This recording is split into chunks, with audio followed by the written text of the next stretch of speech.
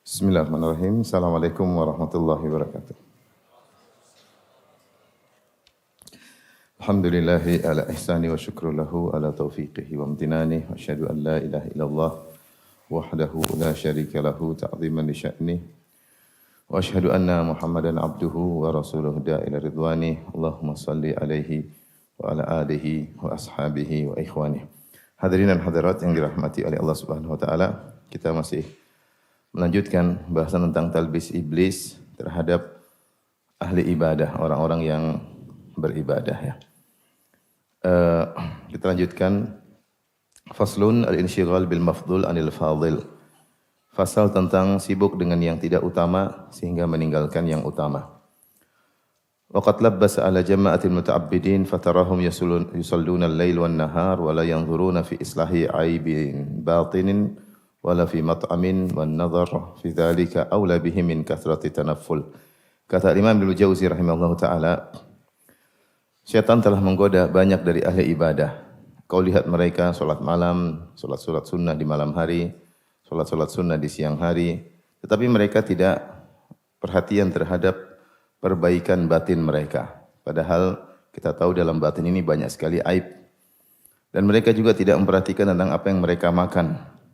Padahal memperhatikan hal-hal tersebut, memperbaiki penyakit-penyakit batin dan juga perhatian terhadap halalnya apa yang kita makan dari sumber yang mana, itu lebih utama daripada memperbanyak solat-solat sunnah. Daripada memperbanyak solat-solat sunnah. Ini maksudnya Imam Ibnu Jauzi rahimahullah ta'ala menyampaikan jangan sampai seorang sibuk dengan yang zahir seperti ibadah-ibadah salat sunnah, kemudian lupa untuk memperbaiki yang batin. Batin kita ini penuh dengan penyakit, perlu kita perbaiki sedikit demi sedikit, perlu kita obati. Demikian juga yang sampai rajin ibadah, salat terus tapi tidak peduli, tidak memperhatikan apa yang kita makan. Harusnya kita perhatikan yang kita makan ini sumbernya halal atau tidak. Kemudian pembahasan berikutnya, dzikru talbisihi alaihim fi qiraatil Qur'an. Penyebutan tentang godaan syaitan terhadap para ahli ibadah dalam membaca Al-Quran. Ibnu Jauzi berkata, syaitan telah menggoda suatu kaum dengan memperbanyak tilawah Quran. Tetapi mereka membaca Al-Quran dengan hazzan, yaitu dengan cepat. Min ghairi tartil, tanpa mentartil. Itu baca dengan cepat, berterburu-buru, tanpa ditartil, tanpa dibaca dengan pelan-pelan. Wa hadhihi halatun laysat mahmudah. Metode membaca seperti dengan cepat sekali, ya, intinya target adalah berjus-jus dengan cepat. Inilah kondisi yang tidak terpuji.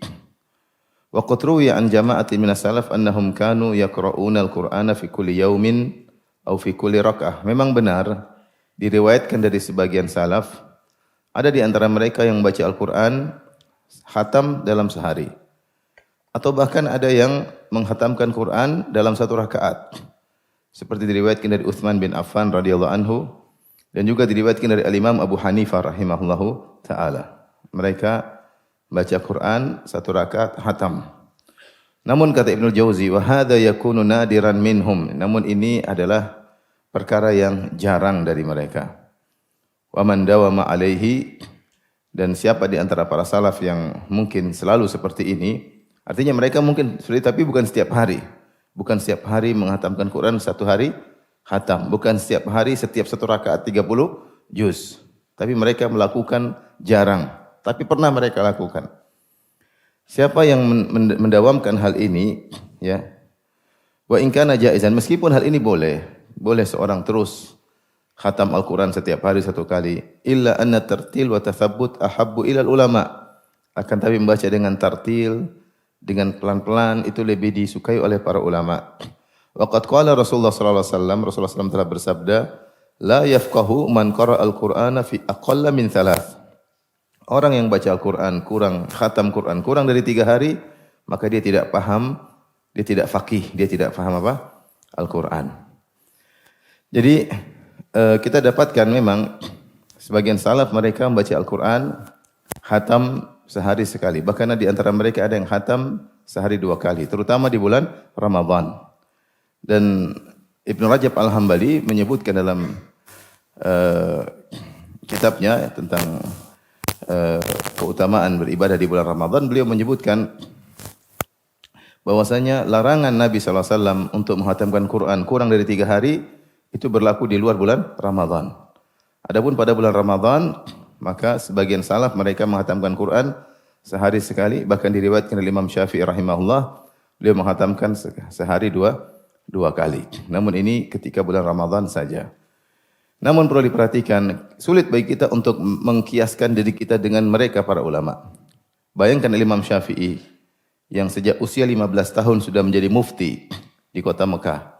Ketika dia baca Quran mungkin sehatam sehari sekali, dia baca dengan paham. Dan dia sudah ketika baca maka seluruh tafsirnya terbawa dalam bacaannya.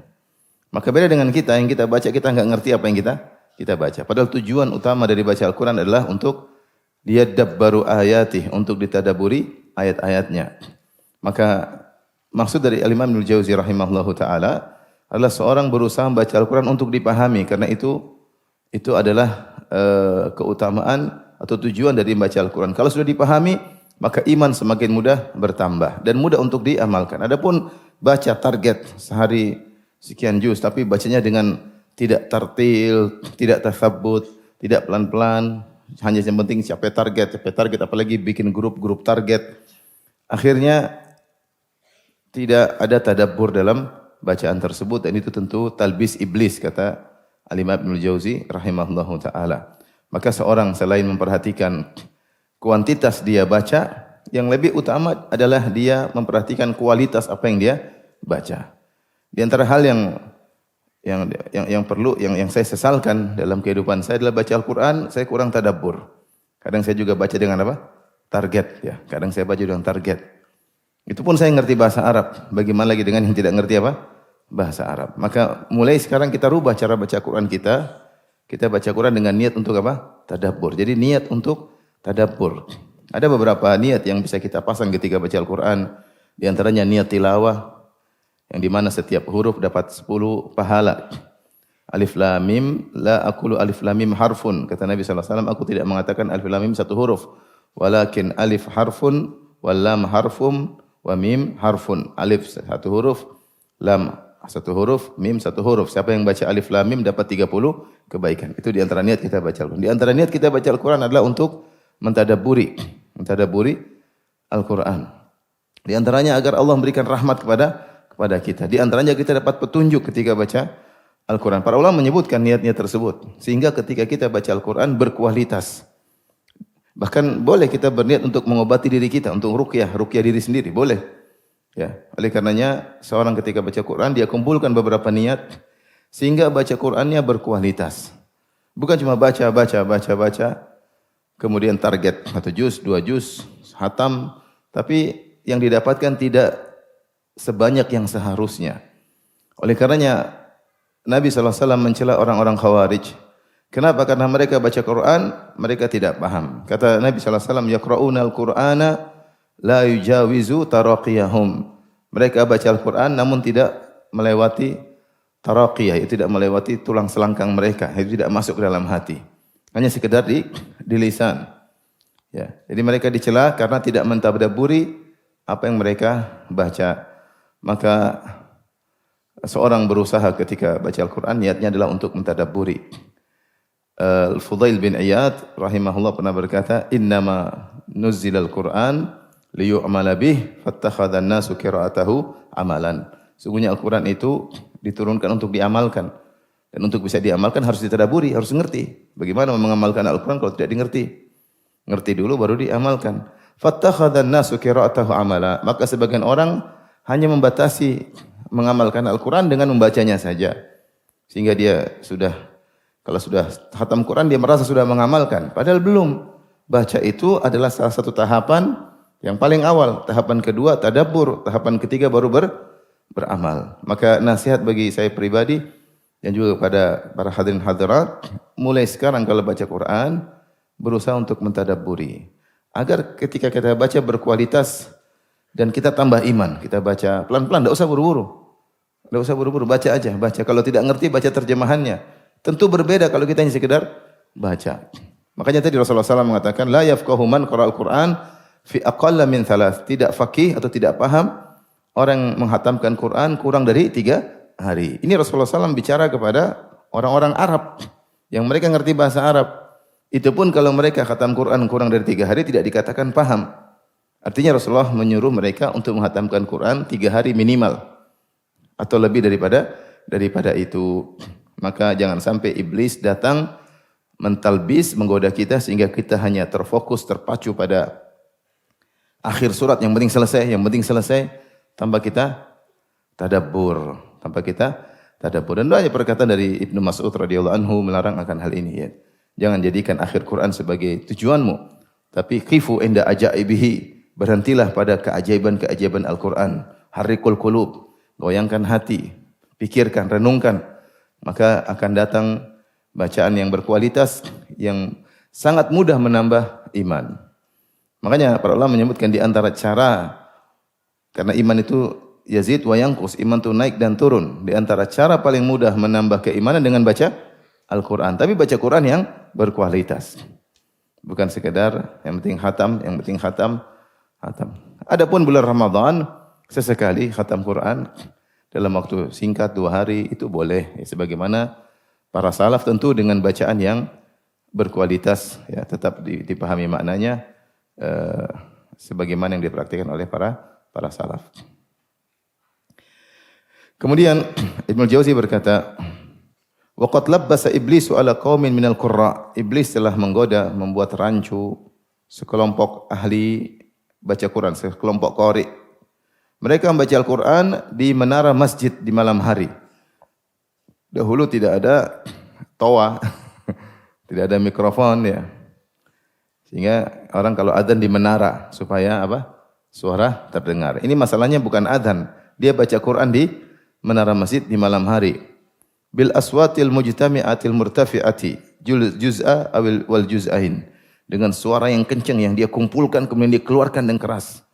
Itu dengan tarik nafas kemudian suara keras kemudian disampaikan ya. Atau bisa jadi maksudnya adalah beberapa orang baca rame-rame dengan satu suara ya. 1 juz atau 2 juz di malam hari. Maka mereka ini, qurra ini, ahli baca Quran ini, fa yajma'una baina adzan nas fi man'ihim minan naum wa baina ta'arrud lirriya. Maka mereka telah mengumpulkan 2 kesalahan. Kesalahan pertama mengganggu orang tidur. Kata Ibnu Jauzi, kesalahan pertama mengganggu orang apa? Tidur. Yang kedua memaparkan diri kepada terjerumus dalam riya. Sulit orang baca Quran di menara di malam hari. Coba antum baca Quran jam 3 malam, baca pakai mikrofon Masjid Al-Ikhlas, Duku Bima. Sulit bilang saya tidak riya. Sulit enggak? Sulit. Apalagi bacaannya bagus, indah. Hati siapa yang kuat mengatakan saya tidak riya? Saya hanya ingin berta'abbud, bertaqarrub kepada Allah. Sementara orang semua kebangun tidurnya dengar suara antum. Oleh karenanya sebagian masjid 1 jam sebelum adzan sudah putar murattal. Bahkan 2 jam sebelum adzan sudah putar apa? Murattal, mengganggu. Orang yang lagi tidur kebangun, yang sakit enggak bisa tidur, yang salat malam kebangun bacaannya. Oh, dia baca Quran sementara dia dengar suara Musyari Rasyid, ya kalahlah suara dia. Sudah kalah bagus, enggak hafal, dengar suara Musyari Rasyid atau imam-imam haram, kalahlah, terganggu. Salat malam pun terganggu. Sehingga orang seperti ini bisa jadi berdosa, bukan mendapat pahala tapi apa? Berdosa. Ya. Di antara mereka, wa minhum man yaqra'u fi masjidihi waqtal adzan, li'annahu hina ijtama'an nasi fil masjid.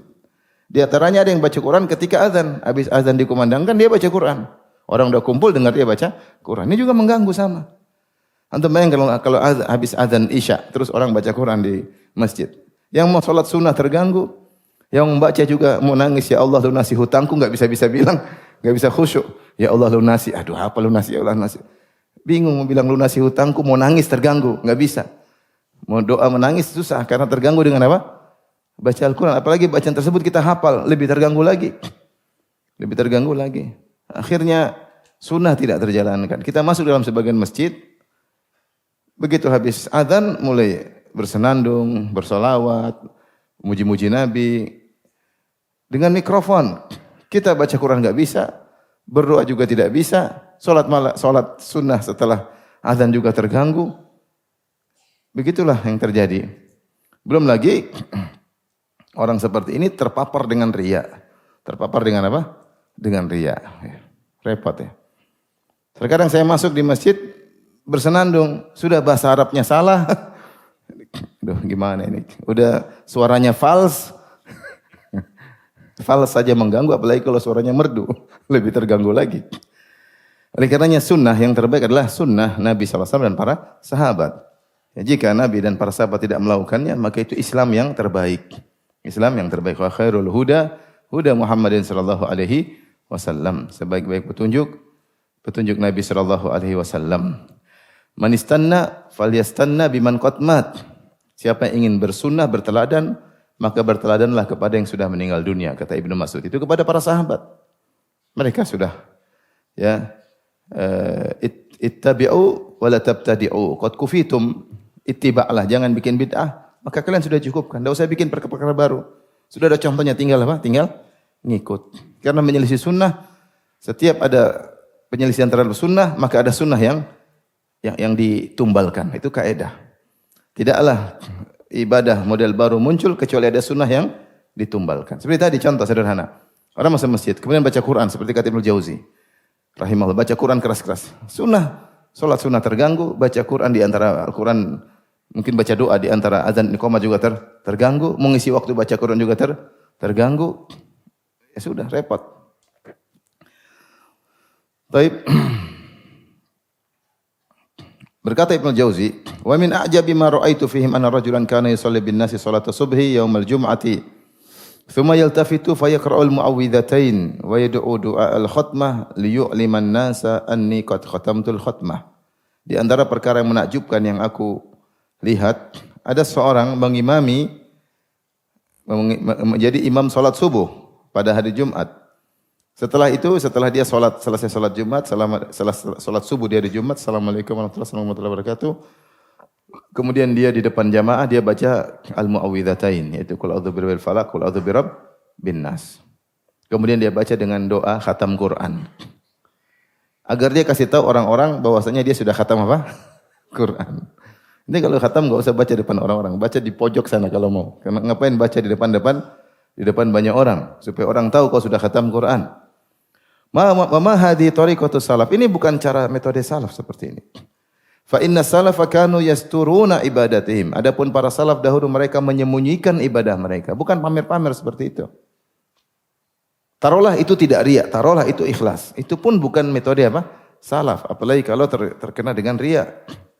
Wa kana amul Rabi' bin Khusaim kulluhu sirran. Rabi' bin Khusaim seorang tabi'in, dia seluruh amalnya tersembunyi. Ya. Sampai ada seorang sahabat mengatakan dari Rabi' bin Khusaim, kalau Nabi melihatmu, Nabi pasti mencintaimu. Di antara amal yang dilakukan adalah semua amalannya tersembunyi. Farubbama dakhala alaihi dakhil wa qad nasyara al-mushaf fayughattihi bi thawbihi. Bisa jadi dia lagi baca Quran di rumahnya, terus ada orang masuk, maka dia tutup Qurannya dengan bajunya supaya orang tidak tahu dia sedang baca Al-Quran. Wa kana Ahmad bin Hanbal yaqra al-Qur'ana katsiran. Adalah Imam Ahmad sering baca Al-Quran. Wala yudra mata yakhtim, dan tidak diketahui kapan dia khatam Quran. Kapan dia khatam Quran? Bukan kalau khatam Quran kemudian pamer, bikin status. Baca di depan banyak orang agar orang tahu dia sudah khatam Quran. Riya itu senjata syaitan yang paling ampuh dalam rangka untuk menggugurkan amal soleh seseorang.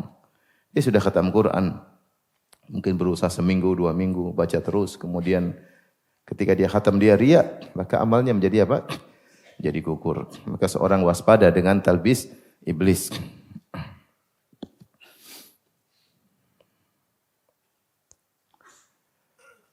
Qad qad sabaqa dzikru jumlatin min talbis iblis 'alal qurra wallahu a'lam bissawab. Sudah telah lalu beberapa godaan kita sebutkan talbis atau godaan iblis terhadap para ahli baca Quran pada pembahasan sebelumnya dan sudah singgung pada pertemuan sebelumnya.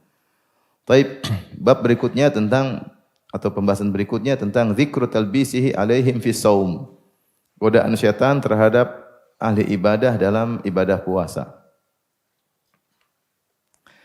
Waqad labbasa ala aqwamin fahassana lahumus shaumad daim. Syaitan menggoda sebagian orang, sebagian kaum, maka mereka puasa terus-menerus, puasa dahar. Wa dzalika jaizun idza aftara al-insanul ayyamal muharram shaumuha illa annal afata fihi min wajhain. Dan itu hukumnya boleh jika seorang tidak berpuasa pada hari-hari yang diharamkan. Jadi puasa sunnah bertingkat-tingkat. Yang paling tinggi di antaranya puasa sehari berbuka 2 hari.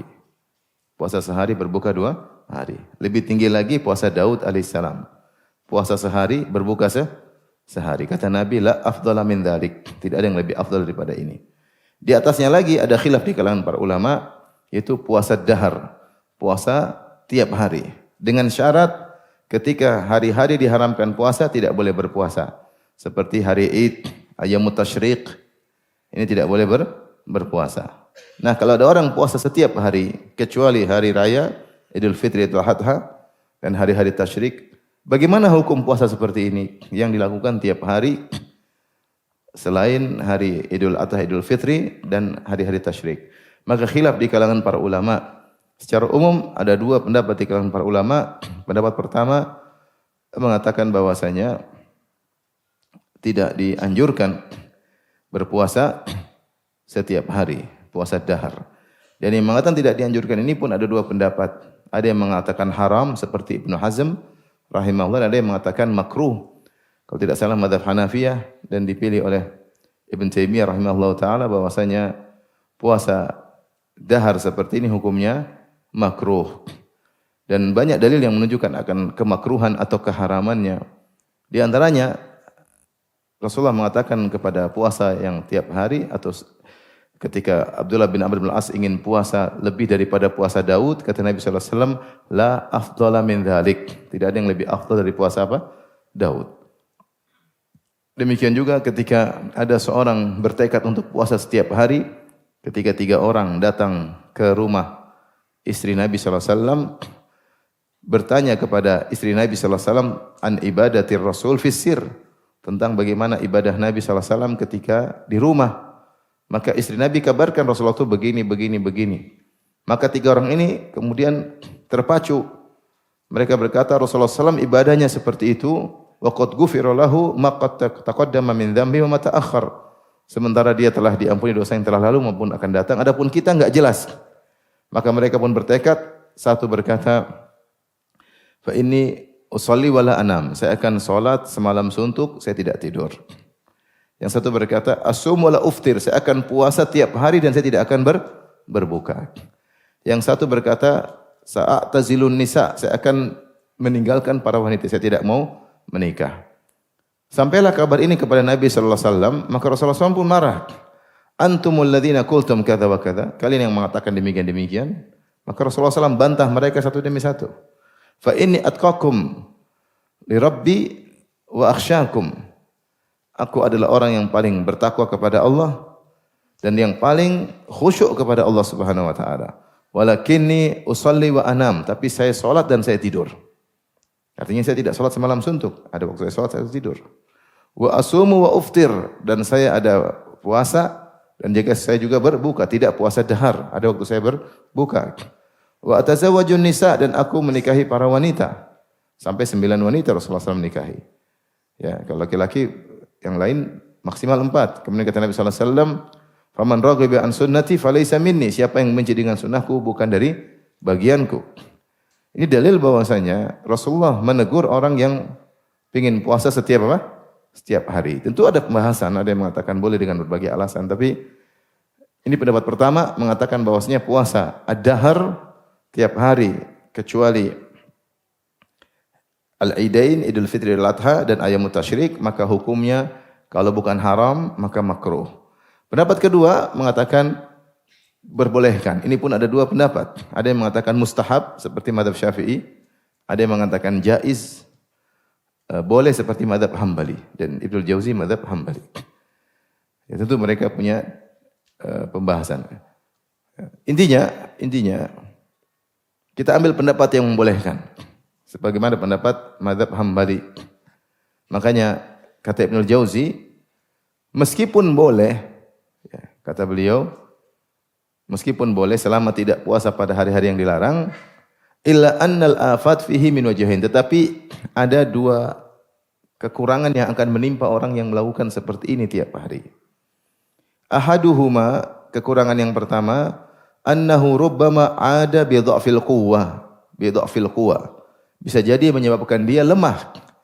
Fa'ajazal insana 'anil kasbi li'ailatihi, sehingga puasa yang terus-menerus ini membuat seorang lemah untuk bisa mencari rezeki buat keluarganya.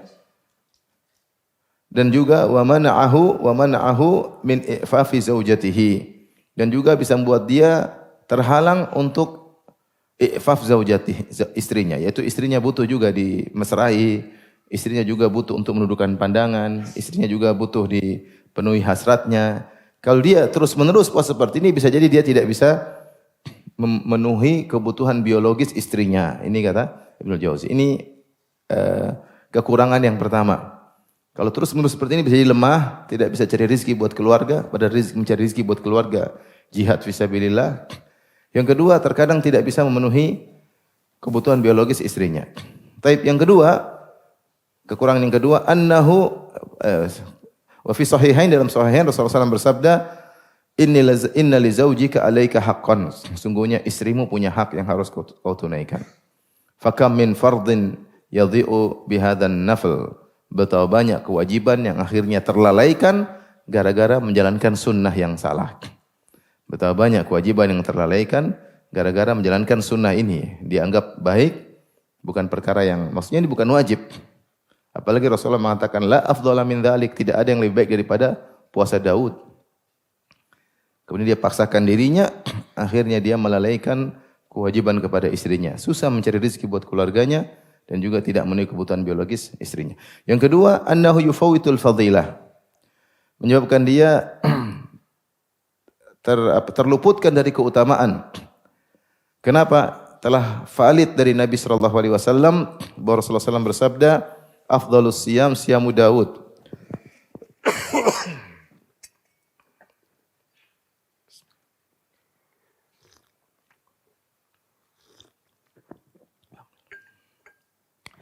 Nabi SAW telah bersabda, afdhalus siyam siyamu Daud alaihi salatu wassalam. Sebaik-baik puasa adalah puasanya Nabi Daud. Kana yasumu yauman wa yuftiru yauman. Adalah Nabi Daud puasa sehari dan berbuka sehari. Kemudian beliau menyebutkan dalil dari hadis Abdullah bin Amr bin Al-As radhiyallahu anhuma. Kata Abdullah bin Amr bin Al-As, Rasulullah bertemu denganku. Kemudian Rasulullah berkata, alam uhaddath anka annaka taqumul lail wa anta alladhi taqul la aqumanna al-lail wa la asuman nahar wa la asuman nahar. Bukankah telah disampaikan kepadaku kabar bahwasanya engkau senantiasa salat malam? Bukankah engkau yang berkata, aku akan salat malam dan aku akan senantiasa puasa di siang hari? Kata Abdullah bin Abdul As, benar ya Rasulullah, aku telah mengatakan demikian. Maka Rasulullah nasihati Abdullah bin Abdul As, fakum wa nam, jangan salat semalam suntuk. Salat dan tidurlah. Dan jangan puasa setiap hari. Wasum wa aftir, puasa dan berbukalah. Wasum min kulli syahrin salasata ayyam. Kalau mau puasa 3 hari dalam sebulan. Walaka mithlu siyamid dahar. Kalau kau puasa sebulan 3 hari, kau seperti puasa setiap hari. Puasa setahun penuh. Kenapa? Karena kebaikan dilipat gandakan berapa kali? 10 kali lipat. Orang puasa 3 hari seperti puasa sebulan. Qala qultu, aku berkata, kata Abdullah bin, dia masih muda ketika itu. Ya Rasulullah, inni utiku aktsara min dzalik. Saya mampu lebih daripada 3 hari, saya bisa lebih daripada itu. Maka Rasulullah kasih yang lebih tinggi. Sum yauman wa aftir yaumain. Ini boleh. Puasa sehari, berbuka 2 hari. Boleh seorang puasa model begini. Puasa sehari, berbuka 2 hari. Qultu, aku berkata, Inni utiku afdhala min dzalik. Saya lebih mampu daripada itu Rasulullah. Gampang. Puasa sehari berbuka dosa masih kuat. Kata Rasulullah SAW, fasum yauman wa aftir yauman. Kalau gitu puasa model Nabi Daud. Puasa sehari, berbuka sehari. Wa huwa a'dalus saum, itu puasa yang terbaik. Wa huwa siyamu Daud. Dan itulah puasa Nabi Daud alaihissalam. Qultu inni utiku afdhala min dzalik. Aku masih mampu lebih daripada itu Rasulullah. Kata Rasulullah SAW, la afdhala min dzalik. Tidak ada yang lebih baik daripada puasa Nabi Daud. Oleh karena puasa yang terbaik adalah puasa Nabi Daud alaihissalam. Tentunya kalau puasa berturut-turut dalam kondisi tertentu tidak jadi masalah. Ini yang dimaksud puasa setahun penuh. Adapun puasa berturut-turut pada hari tertentu tidak jadi masalah. Contoh, puasa 3 hari berturut-turut setiap bulan. Puasa Ayyamul Bid tanggal 13, 14, 15 berturut-turut atau tidak? Berturut-turut tapi bukan setiap hari. Contoh puasa 9 hari di bulan Dzulhijjah berturut-turut 1 sampai 9. Boleh atau tidak? Boleh. Namun karena ini bukan setiap hari. Yang dilarang adalah setiap hari setahun penuh. Ini tidak boleh. Tapi tadi saya katakan ada khilaf di kalangan para ulama, ada yang mengatakan haram, ada yang mengatakan makruh, ada yang mengatakan mustahab, ada yang mengatakan jaiz. Meskipun jaiz atau boleh, namun ada dua kekurangan kata Ibnul Jauzi. Fa in qala qail, jika ada yang berkata, telah sampai kepada kami sekelompok dari ulama salaf, mereka berpuasa setiap hari. Bagaimana sikap kita? Jawabannya, kata Ibnu Jauzi, mereka itu mampu untuk menggabungkan keduanya ya. Mereka mampu untuk melaksanakan puasa setiap hari dan juga mampu untuk memenuhi kebutuhan keluarga mereka. Dan bisa jadi banyak di antara mereka tidak punya keluarga dan tidak perlu untuk mencari rezeki. Kemudian di antara mereka juga ada yang melakukannya di penghujung hayatnya, bukan di awal-awal, mungkin setelah istrinya meninggal sehingga dia tidak ada kegiatan, dia puasa setiap hari. Meskipun demikian, Rasulullah telah bersabda, la afdhala min dzalik. Tidak ada yang lebih afdal daripada puasa Daud. Qata hadzal hadis, maka hadis ini sudah jelas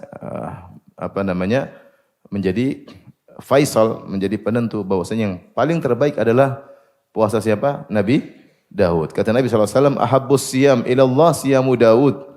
Puasa yang paling dicintai oleh Allah puasa Nabi Daud. Kana yasumu yauman wa yuftiru yauman. Beliau puasa sehari dan berbuka sehari. Ini juga dalil ikhwan. Bukan berarti kalau kita dapat asar dari salaf kemudian itu merupakan dalil. Yang merupakan dalil adalah kesepakatan para salaf. Karena para salaf juga sebagian berijtihad ya. Ada yang melakukan suatu perbuatan tidak disetujui dengan yang lain. Ya, kalau tidak setuju dengan yang lain maka ini masalah khilaf. Bukan berarti kita dapat satu asar salaf pernah begini berarti itu sudah merupakan dalil. Yang seperti itu cuma Al-Quran dan Sunnah. Paham? Yang seperti cuma Al-Quran dan Sunnah. Adapun salaf maksudnya yang diijma'kan oleh mereka. Kalau tidak diijma'kan, disepakati oleh mereka, maka itu masalah khilafiyah. Masalah khilafiyah. Maka Ibnu Jauzi mengajarkan kepada kita, meskipun telah datang dari sebagian salaf, ada yang puasa setiap hari, tetapi hadis Nabi lebih kita cintai. Nabi mengatakan, la afdhala min dzalik. Tidak ada yang lebih afdal dari puasa Nabi Daud alaihissalam. Kemudian beliau menyebutkan, bahkan qad dawama jama'atun minal qudama. Ada orang-orang sebelum kita yang mereka mendawamkan, mengkontinyukan puasa Daud setiap hari. Padahal makanan mereka sulit, maka makan mereka maksudnya kurang bergizi. Sedikit dan kurang bergizi. Sampai akhirnya di antara mereka ada yang buta matanya gara-gara maksakan diri untuk apa? Puasa. Padahal kondisi makanan tidak cukup, sedikit. Wa minhum man nashafa dimaghuhu, bahkan di antara mereka yang akhirnya otaknya menjadi kering. Wa hadza tafritun fi haqqin nafsil wajib. Ini adalah bentuk kelalaian dalam memperhatikan kewajiban yang terkait dengan jiwa. Wa hamlun 'alaiha ma la tutiq, dan ini memaksa jiwa melakukan sesuatu yang tidak dimampui. Fala yajuz, kalau sudah seperti ini maka tidak boleh. Jangan orang paksakan puasa. Taruhlah Senin Kamis maksa, padahal dia sakit, jangan paksa. Itu dia puasa Daud, paksa padahal dia lagi enggak sehat, bisa berbahaya, dia paksa enggak boleh. Yang boleh puasa seperti itu bagi yang mampu. Jangankan puasa sunnah, puasa Ramadan saja kalau tidak mampu jangan puasa. Puasa bukan untuk bunuh diri seseorang, kalau tidak mampu tidak usah puasa, bisa bayar fidyah. Ya, atau ditunda di hari yang lain kalau sudah sembuh. Maka jangan sampai seorang memaksakan diri puasa seperti ini sampai akhirnya matanya buta, sampai sakit dan yang lain, ini adalah la yajuz, tidak diperbolehkan. Taib, fasal berikutnya, ini fasal yang menakjubkan ya. Khafiyur riya, kata Ibnu Jauzi, atau fasal tentang samarnya riya. Samarnya riya, ini riya tersembunyi. Jadi kita baca buku ini sangat baik untuk mengingatkan diri kita karena kita sering lalai ya, sering lalai. Agar kita bisa lebih ikhlas, lebih berkualitas ibadah kita, jangan tidak terpedaya oleh iblis dan syaitan. Kata beliau, waqad yashi'u 'anil muta'abbid annahu yasumud dahar. Bisa jadi terkenal seseorang dikenal oleh masyarakat suka puasa dahar, setiap hari puasa. Sebagaimana pendapat sebagian ulama boleh atau mustahab menurut mazhab Syafi'i. Faya'lamu bi sya'i dzalik, dan dia tahu, dia terkenal suka puasa setiap hari. Fala yuftiru aslan, maka dia tidak pernah berbuka sama sekali. Dia tidak pernah berbuka. Dan terkenal dia selalu puasa setiap hari, tidak pernah berbuka. Wa in aftara, perhatikan sini, akhfa iftarahu. Kalaupun dia berbuka satu hari tidak puasa, dia sembunyi. Karena orang sudah kenal dia puasa setiap hari. Satu hari mungkin dia sakit atau dia berhalangan sehingga dia tidak berpuasa, dia sembunyi-sembunyi. Li'alla yang kasira jahuhu, agar popularitas dia tidak jatuh. Orang sudah kenal dia selalu puasa tiap hari. Nah, kalau dia berbuka ketahuan berarti dia berbuka juga, enggak terkenal lagi. Maka untuk menjaga ketenarannya, bahwasanya dia populer dengan puasa setiap hari, suatu hari dia tidak bisa puasa, dia sembunyikan. Dia iftarnya, berbukanya dia sembunyi-sembunyi. Wa hadza min khafiyyir riya. Ini adalah riya yang samar. Walau aradal ikhlas, kalau orang ini ingin ikhlas, wa satral hal la aftara baina yaday man qad alima annahu yasum. Kalau dia ingin ikhlas, ingin menyembunyikan amal, harusnya ketika dia berbuka, justru dia berbuka di hadapan orang yang mengenal dia berpuasa setiap hari. Misalnya ada 5 orang tahu dia puasa setiap hari. Maka dia sekali-sekali tampakkan dia tidak puasa di depan mereka, supaya mereka menyangka dia tidak demikian, padahal dia selanjutnya setelah itu puasa setiap hari. Kata Ibnu Jauzi, walau aradal ikhlas wa satral hal la aftara baina yaday man qad alima annahu yasum. Maka harusnya kalau dia ingin ikhlas untuk menyembunyikan ibadah dia, harusnya justru dia berbuka di hadapan orang yang tahu dia puasa setiap hari. Tsumma ada ila saum, kemudian dia puasa lagi diam-diam. Walam yu'lam bihi atau walam yu'lim bihi, kemudian jangan bicara sekalipun sama orang lain. Ini di antara bentuk riya. Kalau seorang sudah terbiasa misalnya salat malam, kemana-mana dia salat malam, satu hari dia tidak salat malam, ya sudah. Jangan pura-pura, biar orang itu tahu saya tidak salat, ya sudah tidak salat malam, mungkin capek lagi sakit. Tidak usah malu-malu, aduh saya sudah dikenal salat malam, kok malam ini saya tidak bangun. Mulai cari alasan, tadi malam, sudah enggak salat malam, sudah kenapa? Pingin tetap terkenal popularitas kamu salat malam tiap hari. Kalau enggak salat malam terus kenapa? Ya. Namanya cari pujian. Cari pujian. Misalnya selalu umroh di bulan Desember, selalu umroh. Sekali-sekali tidak umroh, ya sudah. Kamu enggak umroh, iya enggak umroh enggak. Qadarullah enggak umroh, selesai. Jangan kemudian cari alasan untuk menyatakan saya senantiasa umroh setiap tahun, tidak perlu. Itu namanya kamu cari pujian. Kamu tidak umroh, ya sudah saya tidak umroh, emang enggak ada duit, bilangnya. Enggak ada duit tapi kebutuhan banyak. Ya. Enggak harus umroh tiap tahun, bisa ngapain? Ingin membuat diri selalu naik, akhirnya seperti itu, enggak perlu. Enggak perlu. Wa minhum man yukhbiru bima qad shama fa yaqulu, di antara mereka ada yang riya terang-terangan dengan mengabarkan tentang puasanya. Dia berkata, al-yauma mundu ishrina sanah ma aftartu. Hari ini sejak 20 tahun saya enggak pernah berbuka. Sudah 20 tahun saya enggak pernah buka apa? Saya puasa selalu tiap hari semenjak 20 tahun. Wa yulabbisu alaihi, dan syaitan bikin syubhat. Bi annaka innama tukhbiru liyuqtada bika wallahu alam bil maqasid. Syaitan bilang cerita aja sama orang biar kau jadi teladan. Ini syaitan ini. Tunjukkan sama orang biar kau jadi apa? Teladan. Akhirnya dia ngomong, saya sudah 20 tahun tidak pernah buka, saya selalu puasa tiap hari. Ikut. Maksudnya niatnya entah riya entah apa. Kata Ibnu Jauzi, wallahu a'lamu bil maqasid. Allah lebih tahu tentang hati seseorang. Sebagian orang suruh murid-muridnya untuk mempopulerkan dia. Muridnya bilang, inilah ustadz saya, guru saya selalu begini. Ditunjukkan ibadahnya, sedekahnya, tawadhu'nya. Dan ustadznya senang, enggak apa-apa. Bahkan dimasukkan dalam channel ustadznya. Ini gimana repot. Mungkin setan datang niatnya agar dicontohi. Tapi sudah banyak contoh para salaf. Bilang aja salaf begini. Tidak perlu kita harus menjadi apa? Contoh rawan antara riya dengan tidak.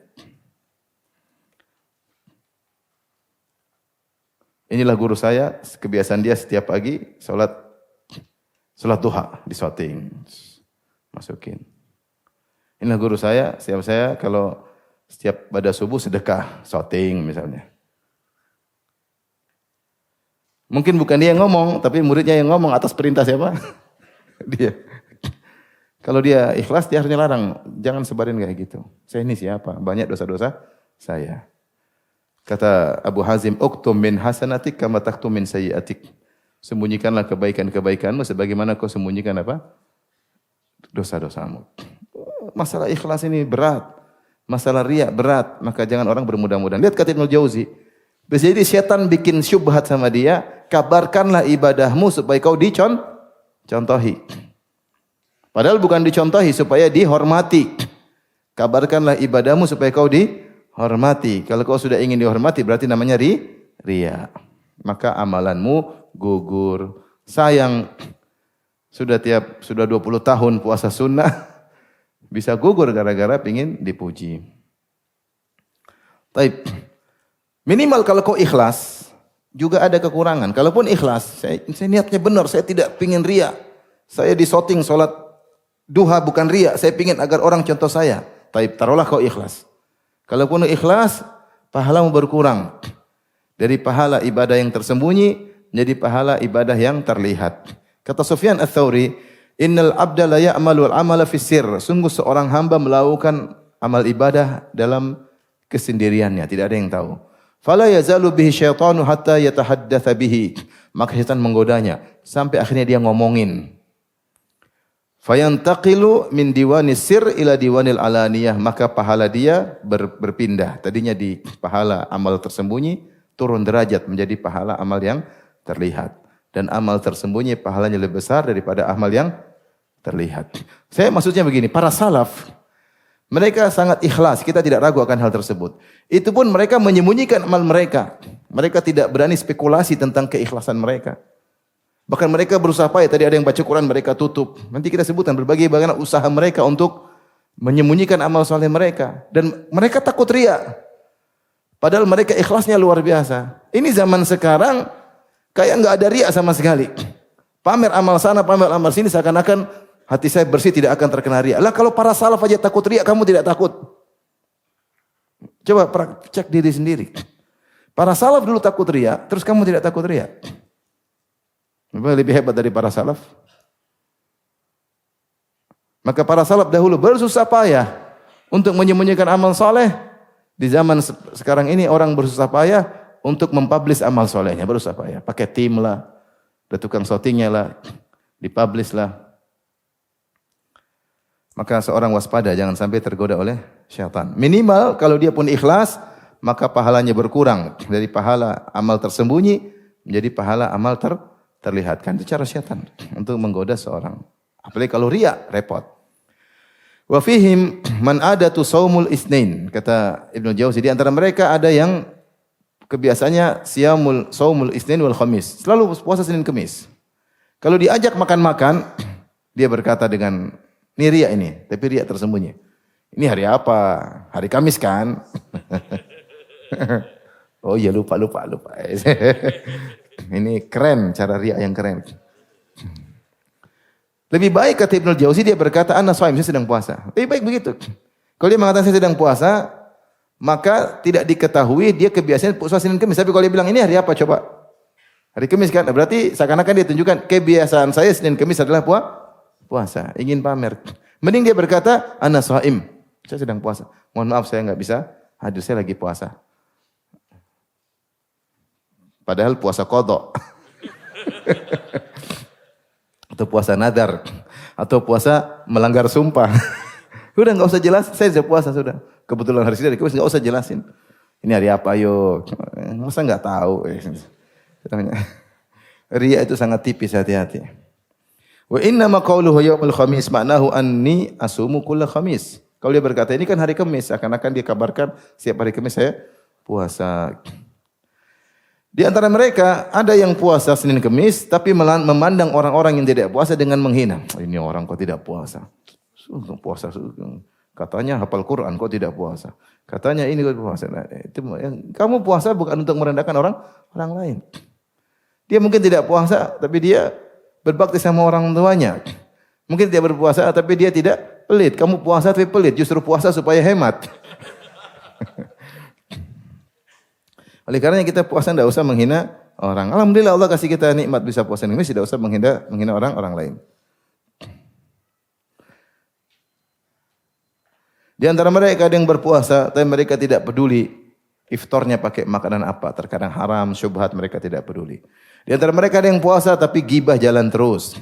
Di antara mereka ada yang puasa tapi nonton jalan terus, nonton lihat yang haram, lihat aurat terbuka. Di antara mereka yang berpuasa tapi ngomong jalan terus, ngoceh jalan terus. Harusnya puasa kan jaga perkataan.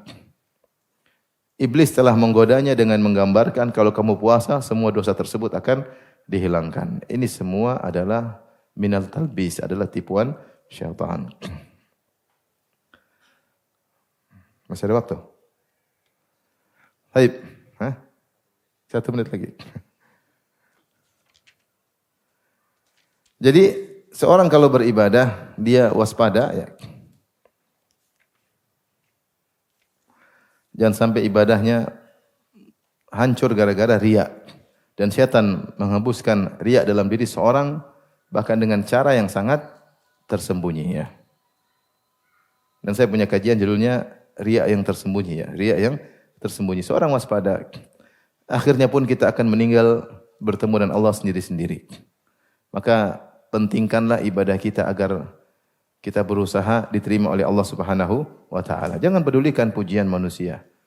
Jangan pedulikan cercaan manusia. Yang penting kita beribadah benar, serahkan kepada Allah. Tidak usah cerita-cerita. Percuma kita dipuji orang tapi ternyata kita hina di hadapan Allah Subhanahu wa taala. Sungguh pintu-pintu riya sangat banyak.